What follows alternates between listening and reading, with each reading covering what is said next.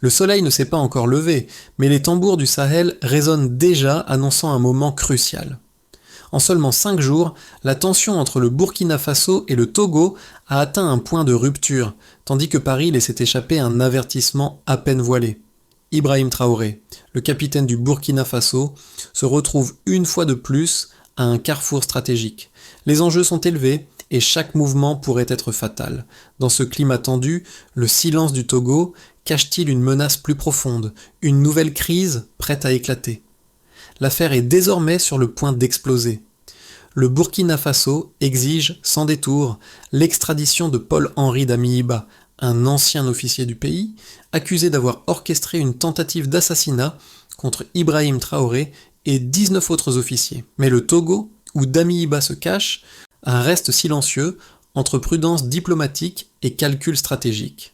Ce silence renforce la méfiance croissante et les chancelleries s'agitent dans les coulisses. Paris, avec ses accords militaires avec le Togo, a clairement fait savoir que toute incursion du Burkina Faso sur le sol togolais serait considérée comme une provocation. Le moindre faux pas pourrait transformer une simple querelle d'extradition en une crise internationale, réchauffant les tensions post-coloniales. Ibrahim Traoré, toujours sous pression, doit maintenant faire face à des choix cruciaux. Chaque décision qu'il prend pourrait changer l'avenir du Sahel. La situation est explosive, et chaque minute qui passe semble alourdir les conséquences possibles. À peine quelques jours après que les tambours ont cessé de résonner, la situation au Burkina Faso s'est intensifiée. La dernière tentative d'assassinat contre Ibrahim Traoré a été un échec sanglant, mais les ramifications de l'événement ont révélé un réseau plus vaste de déstabilisation. Une série de messages interceptés ont lié d'anciens officiers en exil au Togo, puis à une cellule dormante à Ouagadougou. L'enquête a révélé que l'ancien président Damiba n'était pas un fugitif isolé, mais une pièce centrale dans un jeu bien plus complexe, une architecture de déstabilisation enracinée dans toute la région côtière du Sahel. Un transfert de 100 millions de francs CFA à travers des intermédiaires a été découvert, accentuant les suspicions de complot. Mais alors que la situation devient de plus en plus claire pour les enquêteurs, une question persiste. Qui a orchestré ce réseau et pourquoi maintenant? Le capitaine Ibrahim Traoré se retrouve à la tête d'une crise qui semble se dérouler sur plusieurs fronts à la fois. Le piège se resserre autour de lui. En exigeant publiquement l'extradition de Damiba, le Burkina Faso a aussi révélé l'existence d'une opération secrète de contre-espionnage menée depuis des mois. Chaque mouvement est désormais scruté, chaque mot enregistré. Tandis que l'ombre de la France plane sur la situation, la France, fidèle à ses accords militaires, a lancé un avertissement. Toute incursion dans la zone togolaise serait perçue comme une provocation. Les diplomates burkinabés, eux, savent que l'équilibre est fragile. Tout faux pas pourrait entraîner une confrontation inévitable. Le jeu d'attente devient dangereux, mais le silence diplomatique du Togo, avec ses calculs stratégiques, ne fait qu'alimenter la suspicion. Dès qu'Ibrahim Traoré doit choisir entre patience et action, mais il sait que dans ce genre de jeu, chaque mouvement est une décision lourde de conséquences. Ibrahim Traoré, capitaine du Burkina Faso, se trouve à un carrefour crucial de son leadership. Depuis qu'il a pris le pouvoir, le Sahel n'a cessé d'être le théâtre de tensions géopolitiques croissantes. Mais cette fois, la pression qu'il subit est bien différente. Les révélations sur les transferts financiers et les connexions secrètes entre le Burkina Faso et le Togo ne laissent plus de place au doute. Le jeu d'espionnage et de contre-espionnage est bien réel et la menace est palpable. Dans les cercles de pouvoir à Ouagadougou, les décisions se prennent dans l'urgence.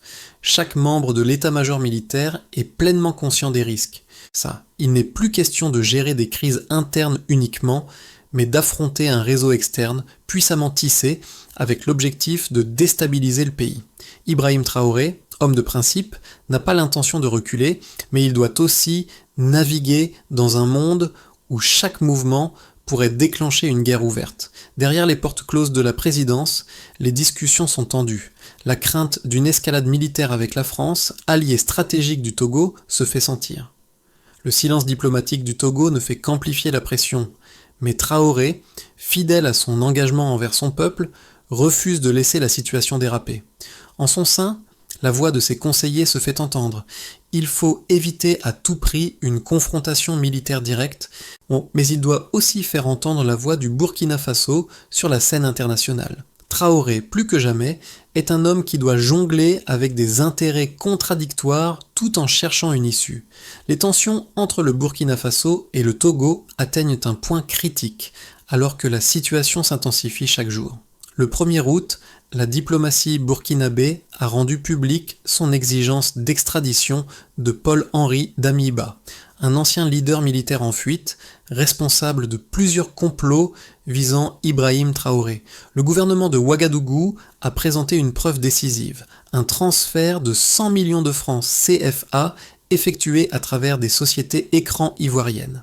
Ces révélations ont choqué la communauté internationale et exposé le réseau d'anciens militaires, allant des hauts responsables burkinabés aux exilés au Togo.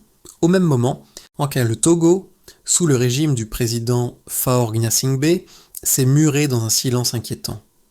Ce silence est interprété comme une forme de prudence diplomatique, mais aussi comme un calcul stratégique, alors que le pays se trouve sous pression de toutes parts.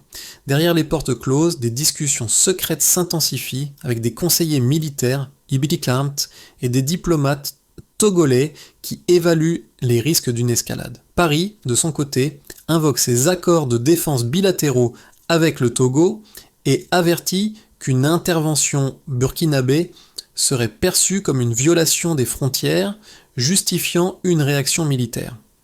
La France, qui surveille de près la situation, se trouve désormais prise dans un dilemme géopolitique majeur. En 24 heures, l'UE et l'ONU ont exprimé leur inquiétude, appelant à une désescalade. Mais la France, selon certaines sources diplomatiques, se montre inflexible, rappelant que toute incursion du Burkina Faso dans le Togo risquerait de raviver un ancien brasier colonial. Le gouvernement burkinabé, tout en restant ferme sur ses exigences, ne cherche pas à provoquer un conflit ouvert, mais la situation devient de plus en plus difficile à maîtriser. Le capitaine Ibrahim Traoré, pourtant jeune et relativement nouveau dans le jeu géopolitique de la région, commence à incarner l'âme du Burkina Faso. Après avoir pris le pouvoir suite à un coup d'état militaire l'année précédente, il a réussi à stabiliser un pays en crise tout en affrontant plusieurs défis internes. Cependant, face à cette nouvelle escalade, il se trouve confronté à un défi de taille. Comment maintenir la souveraineté nationale sans précipiter le pays dans une guerre totale ? Les enjeux sont de taille. Une confrontation avec la France pourrait raviver les blessures profondes laissées par les relations postcoloniales, non seulement avec le Togo, mais aussi avec d'autres nations de l'ancienne Afrique francophone. Ibrahim Traoré, en tant que leader du Burkina Faso, a toujours insisté sur l'indépendance de son pays, mais la pression diplomatique exercée par la France pourrait forcer sa main.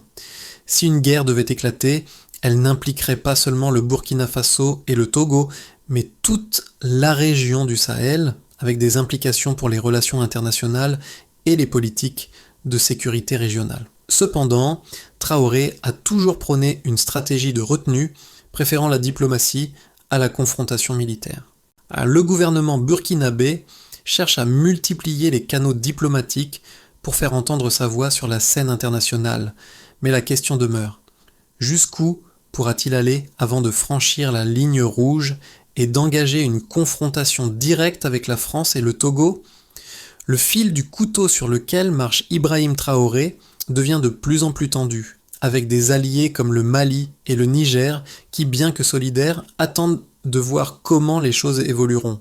Le Burkina Faso pourrait être contraint de naviguer entre ces puissances rivales en essayant de préserver sa souveraineté tout en gérant une crise diplomatique qui pourrait bien définir le futur du Sahel tout entier.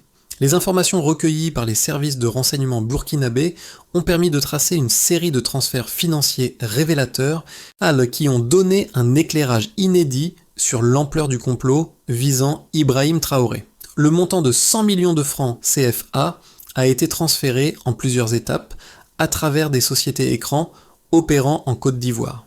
Ces transactions ont été examinées par des experts financiers et les données ont montré que ces fonds étaient utilisés pour financer des opérations clandestines visant à déstabiliser le pays. Chaque transfert a été effectué de manière à éviter les détections en utilisant des réseaux cryptés pour masquer l'origine et la destination des fonds. Un rapport des services de renseignement, daté de la fin du mois de juillet, a révélé que des communications interceptées entre des officiers militaires en exil, notamment en Togo, et des acteurs locaux à Ouagadougou, avaient mis en lumière l'implication de plusieurs hauts responsables militaires dans cette opération. Parmi les documents interceptés, un message codé spécifiait la somme exacte de 100 millions de francs CFA destinée à l'activation du réseau de déstabilisation, avec des indications précises sur le transfert à travers la région ouest africaine. Le gouvernement burkinabé a rapidement réagi en renforçant la sécurité intérieure, plaçant sous protection spéciale les officiers impliqués dans le complot contre Traoré. Les autorités ont aussi commencé à examiner les transactions bancaires et à analyser les chaînes de communication pour retracer les ramifications du complot à l'international. Selon les experts en sécurité, ces découvertes ne sont que la surface d'un réseau beaucoup plus vaste, et les implications géopolitiques sont profondes. Un autre élément clé de ces enquêtes a été la découverte de plusieurs failles dans les systèmes de communication de l'armée burkinabé qui ont permis aux conspirateurs de manipuler des informations stratégiques et de coordonner des attaques ciblées. Ces failles ont été exploitées par des agents extérieurs, vraisemblablement liés à des intérêts étrangers. Les autorités burkinabées ont rapidement pris des mesures pour renforcer la cybersécurité et contrôler davantage les communications internes de l'armée, mais l'ampleur du dommage est déjà considérable. Les analystes militaires ont également relevé un autre aspect des événements, la très forte proportion de jeunes militaires burkinabés totalement engagés dans la défense du pays et qui se sont retrouvés pris dans cette guerre secrète d'espionnage et de contre-espionnage. Les soldats sur le terrain ont exprimé leur frustration face à ce réseau complexe qui semble avoir infiltré leurs propres rangs. Ils craignent que cette guerre de l'ombre ne mette en péril leur vie et leur sécurité.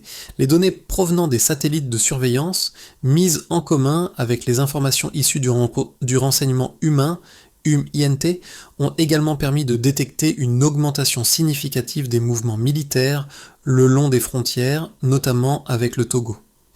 Les images satellites ont montré une concentration accrue de troupes, suggérant une préparation possible pour une action militaire imminente. Le danger d'une escalade devient ainsi très réel, et le moindre faux pas pourrait déclencher une réaction disproportionnée. Ce contexte a poussé le capitaine Ibrahim Traoré à revoir ses priorités. La question clé reste la même. Comment défendre la souveraineté nationale sans provoquer une guerre ouverte ? Le soutien de ses alliés régionaux, en particulier le Mali et le Niger, est crucial dans cette bataille de chiffres et de diplomatie. Toutefois, la France, en tant que puissance régionale, reste un facteur décisif, et son rôle dans cette crise ne peut être ignoré. La situation actuelle au Sahel ne peut être résumée simplement comme une lutte entre le Burkina Faso et le Togo. En réalité, elle révèle un affrontement plus large sur la souveraineté et les influences extérieures dans la région. Deux thèses principales se dessinent, chacune représentant une vision différente de l'avenir du Sahel. D'un côté, il y a les partisans de l'action rapide. Ceux-ci estiment qu'il est impératif pour le Burkina Faso de défendre son honneur et de frapper avant que la situation ne dégénère davantage. Ces voix, principalement composées de jeunes officiers militaires et de civils nationalistes, rappellent que la passivité peut entraîner une perte de souveraineté irréversible.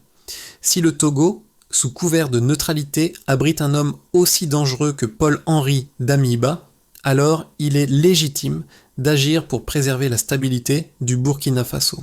Pour eux, l'histoire a prouvé que lorsqu'on attend, on perd et chaque jour de retard permet à l'influence étrangère de croître. Cependant, en face de ces partisans de l'action rapide, une autre faction plus modérée plaide pour une stratégie de patience et de diplomatie. Ses conseillers, souvent plus âgés et expérimentés, Allah souligne que l'histoire récente du Sahel enseigne qu'une confrontation directe avec des puissances extérieures, comme la France, ne peut que nuire à la région. La France, avec ses accords de défense et son rôle dans la région, a des leviers d'influence puissants qui pourraient rapidement escalader un conflit local en une crise régionale, voire mondiale. L'option de la guerre rapide pourrait offrir une victoire immédiate, mais entraînerait des conséquences géopolitiques bien plus graves à long terme. Le président malien et le gouvernement nigérien qui soutiennent le Burkina Faso dans sa quête de souveraineté partagent moins cette vision. Pour eux, la guerre contre l'influence étrangère ne doit pas se faire par la force brute, mais par une construction diplomatique et militaire patiente. Ils appellent à renforcer les alliances régionales, en particulier avec le Mali et le Niger, et à développer une nouvelle architecture de sécurité régionale plus autonome des puissances extérieures. Ibrahim Traoré se trouve ainsi pris entre deux voies opposées. D'un côté, la pression intérieure pour une réponse rapide et décisive est forte, mais de l'autre, l'importance d'éviter un conflit prolongé avec la France et de maintenir une diplomatie ouverte reste cruciale. La question clé demeure: quel prix est-il prêt à payer pour la souveraineté et comment peut-il gérer les attentes contradictoires tout en préservant la stabilité du Sahel ? Le point de non-retour est désormais atteint. Ibrahim Traoré, confronté à une montée de la pression intérieure et extérieure, prend la décision de ne pas céder à l'escalade militaire immédiate. Mais cette retenue ne signifie pas la faiblesse. En coulisses, des négociations diplomatiques discrètes sont en cours, mais le capitaine burkinabé joue un jeu subtil, un équilibre fragile entre menaces implicites et messages de paix. Le silence de la France et du Togo devient une arme dans cette guerre psychologique. L'heure est à l'attente calculée. Traoré, bien que pressé par des factions plus nationalistes de son propre camp, comprend que le Sahel, plus que tout autre endroit, est un terrain où chaque mouvement doit être mesuré. Ses alliés du Mali et du Niger partagent sa conviction. L'indépendance du Burkina Faso ne peut se faire au prix d'un conflit immédiat. Le silence diplomatique devient une réponse, une posture stratégique qui pourrait bien forcer les puissances extérieures à revoir leur approche. Mais la question demeure: combien de temps cette patience sera-t-elle encore viable ? Chaque jour sans réponse semble renforcer la tension, mais dans le même temps, il pourrait bien s'agir de la stratégie la plus forte que Traoré puisse adopter. Les conséquences de l'impasse diplomatique entre le Burkina Faso et le Togo, ainsi que l'implication des puissances extérieures, sont profondes et multiples. Sur le terrain, la tension est palpable. Les soldats burkinabés, qui se sont engagés à défendre leur pays, se retrouvent pris dans un jeu de plus en plus complexe entre leur devoir national et les réalités géopolitiques. Chaque jour, sans résolution de la crise, renforce le sentiment d'incertitude et les rumeurs de confrontation grandissent. Dans les casernes, l'atmosphère est lourde, marquée par des signes visibles de fatigue morale et psychologique. Les effets de cette situation ne sont pas seulement militaires. L'économie du Burkina Faso commence à ressentir les conséquences de la crise. Les investisseurs étrangers, déjà prudents en raison de l'instabilité régionale, suspendent leurs activités dans certaines zones stratégiques, particulièrement dans l'industrie minière, essentielle à l'économie du pays. Ces retards dans les projets d'infrastructure et les investissements ralentissent la croissance, exacerbant les défis économiques internes. À l'intérieur du pays, la vie quotidienne des citoyens devient de plus en plus difficile. Les prix montent et la confiance dans l'avenir commence à s'éroder. Dans les rues de Ouagadougou, les voix de soutien à Ibrahim Traoré sont de plus en plus fortes. La jeunesse burkinabé, bien que consciente des risques, se rallie à son leader. Des manifestations spontanées se déclenchent en faveur de la souveraineté nationale, appelant à résister à toute forme de domination étrangère. Le sentiment de fierté nationale atteint des sommets, mais à quel prix ? Si la guerre ne se déclenche pas immédiatement, l'isolement croissant du Burkina Faso sur la scène internationale pourrait entraîner des conséquences à long terme pour ses relations commerciales et diplomatiques. Du côté du Togo, le silence, s'il semble être une stratégie de neutralité, pourrait en réalité s'avérer une double-edged sword.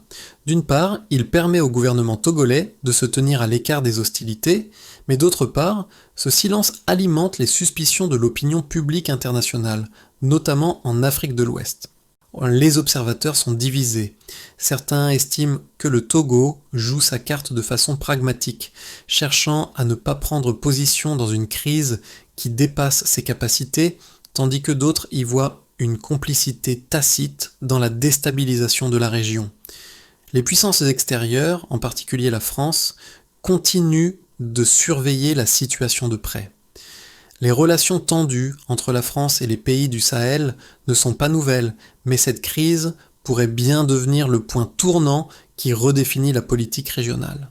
Les accords de défense qui lient la France aux pays du Sahel, y compris le Togo, posent une question fondamentale. Jusqu'où la France est-elle prête à aller pour préserver ses intérêts stratégiques dans la région ? L'activation de ces accords pourrait entraîner un engagement militaire, et non seulement contre le Burkina Faso, mais potentiellement contre d'autres nations de la région, ravivant ainsi les conflits passés du Sahel. Le scénario devient de plus en plus complexe, et la réponse de Traoré pourrait bien déterminer l'avenir de toute la région. S'il parvient à maintenir un équilibre précaire, il pourrait offrir un modèle de résistance pacifique qui changerait les dynamiques de pouvoir dans le Sahel. Mais si la situation dégénère, le Burkina Faso pourrait se retrouver pris dans un conflit à grande échelle avec des répercussions dont les échos se feront entendre bien au-delà des frontières du pays. À mesure que la situation évolue, 3 scénarios distincts émergent pour le Burkina Faso et la région du Sahel dans les 6 à 12 prochains mois. Ces scénarios, bien que spéculatifs, sont fondés sur les dynamiques actuelles et les forces en présence, et chacun a des conséquences significatives pour la stabilité du Sahel et la souveraineté du Burkina Faso. On peut d'abord envisager un scénario de base, celui d'une diplomatie prolongée. Le scénario le plus probable dans l'immédiat est celui d'une diplomatie prolongée. Le Burkina Faso, sous la pression de ses alliés régionaux, notamment le Mali et le Niger, continue de chercher une solution pacifique tout en renforçant sa position militaire. Le Togo, bien que maintenant une position de neutralité, sera contraint de répondre à la pression internationale. À terme, une médiation régionale soutenue par les États-Unis et l'ONU pourrait permettre une désescalade. Paul-Henri Damiba serait extradé dans des conditions favorables à une solution diplomatique, et le Burkina Faso renforcerait ses relations avec ses voisins. Ce scénario permettrait de maintenir la stabilité régionale tout en préservant l'image de la souveraineté nationale du Burkina Faso, mais au prix d'une lenteur qui pourrait frustrer les attentes internes. On peut aussi imaginer un scénario optimiste porté par la coopération et le renforcement des alliances régionales. Dans une version optimiste, sous la pression croissante de la communauté internationale et des groupes locaux, le Togo céderait à la diplomatie burkinabé. L'extradition de Paul-Henri Damiba serait obtenue, ce qui renforcerait la légitimité d'Ibrahim Traoré sur la scène internationale. Dans ce scénario, l'alliance du Sahel, Burkina Faso, Mali, Niger pourrait se consolider et devenir un pôle régional plus fort, indépendant des influences extérieures. L'Union africaine pourrait jouer un rôle clé dans la réconciliation et la reconstruction du Sahel, avec un focus sur la coopération économique et sécuritaire entre ces nations. Cela marquerait un tournant pour la région, avec la possibilité d'une stabilité à long terme et la création d'une nouvelle dynamique de gouvernance. Et il existe enfin un scénario pessimiste, celui de l'escalade militaire et d'une intervention étrangère. Le scénario le plus redouté reste celui de l'escalade militaire. Si les négociations échouent et que la pression interne devient trop forte, le Burkina Faso pourrait être poussé à prendre des mesures militaires directes contre le Togo ou ses alliés. Une telle action déclencherait probablement une intervention militaire de la France et de ses partenaires, entraînant une guerre ouverte dans la région. Les conséquences seraient dévastatrices. Une fracture géopolitique profonde entre le Sahel et les puissances occidentales, une escalade des tensions et une potentielle crise humanitaire. L'instabilité dans cette zone stratégique pourrait également affecter les flux économiques mondiaux, en particulier en ce qui concerne l'industrie minière et l'approvisionnement en ressources naturelles du Sahel. Dans tous les cas, l'avenir du Burkina Faso et du Sahel reste suspendu à la manière dont Ibrahim Traoré choisit de naviguer dans ce contexte complexe. Chaque décision prise aura des conséquences lourdes, non seulement pour le pays, mais pour l'ensemble de la région du Sahel. L'histoire de l'impasse diplomatique entre le Burkina Faso et le Togo, combinée aux enjeux géopolitiques de la région du Sahel, ne touche pas seulement les gouvernements et les militaires, Elle résonne profondément avec la population locale qui se trouve au cœur de ce bras de fer international. Les décisions prises aujourd'hui par Ibrahim Traoré affecteront non seulement l'avenir du pays, mais aussi celui de chaque citoyen burkinabé, et par extension, des populations vivant dans toute la région. Les habitants de Ouagadougou et de tout le Burkina Faso se retrouvent à la croisée des chemins. Ils ont vu leur pays passer d'un climat d'espoir à un contexte de guerre et de tensions interminables. Pour eux, cette crise n'est pas seulement une question de souveraineté nationale, elle touche à leur quotidien. La hausse des prix, la montée de l'insécurité et l'incertitude grandissante sont des réalités quotidiennes qu'ils vivent et qui les affectent directement.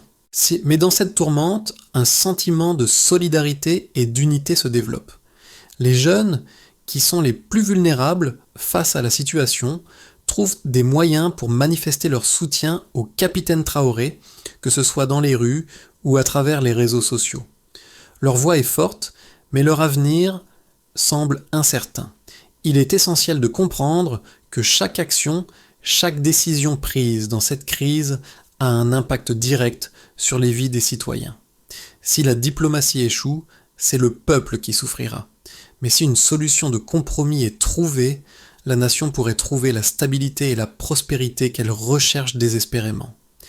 Les Burkinabés ne sont pas simplement spectateurs de cette crise, ils en sont les acteurs principaux. Leur solidarité, leur volonté de défendre leur indépendance et leur avenir sont des forces qui, si bien orientées, pourraient permettre au pays de surmonter cette épreuve. Dans cette crise de souveraineté et de géopolitique, le Burkina Faso se trouve à un tournant décisif. La solution ne réside pas uniquement dans une confrontation militaire ou un acte diplomatique isolé, mais dans une approche stratégique à plusieurs niveaux visant à renforcer la position du pays tout en préservant la stabilité régionale. La première étape consiste à renforcer les alliances régionales. La première étape de la solution réside dans le renforcement des alliances avec les pays voisins, en particulier le Mali et le Niger. L'alliance du Sahel doit être consolidée pour faire face à toute pression externe. Cette coopération pourrait inclure des échanges de renseignements militaires, des formations conjointes et une coopération renforcée dans le domaine de la sécurité. Cela offrirait au Burkina Faso un soutien solide tant sur le plan militaire que diplomatique dans ses relations avec le Togo et la France. La deuxième étape passe par une diplomatie proactive. Simultanément, une diplomatie proactive est essentielle pour éviter une escalade. Le Burkina Faso doit intensifier ses efforts pour établir des canaux de communication avec le Togo et la communauté internationale. Des discussions bilatérales avec le Togo doivent être poursuivies, mais en impliquant des médiateurs régionaux comme l'Union africaine ou la CEDEAO. Le but est de parvenir à une solution d'extradition de Paul-Henri Damiba, tout en garantissant que le Togo ne se sente pas acculé. Cela pourrait se traduire par des garanties de non-agression et des accords économiques pour apaiser les tensions. La troisième étape vise à renforcer la résilience interne. Enfin, le Burkina Faso doit également investir dans sa résilience interne. Cela passe par des réformes économiques visant à stabiliser l'économie du pays, notamment dans les secteurs clés comme l'agriculture et l'exploitation minière. De plus, il est crucial de maintenir la solidarité nationale.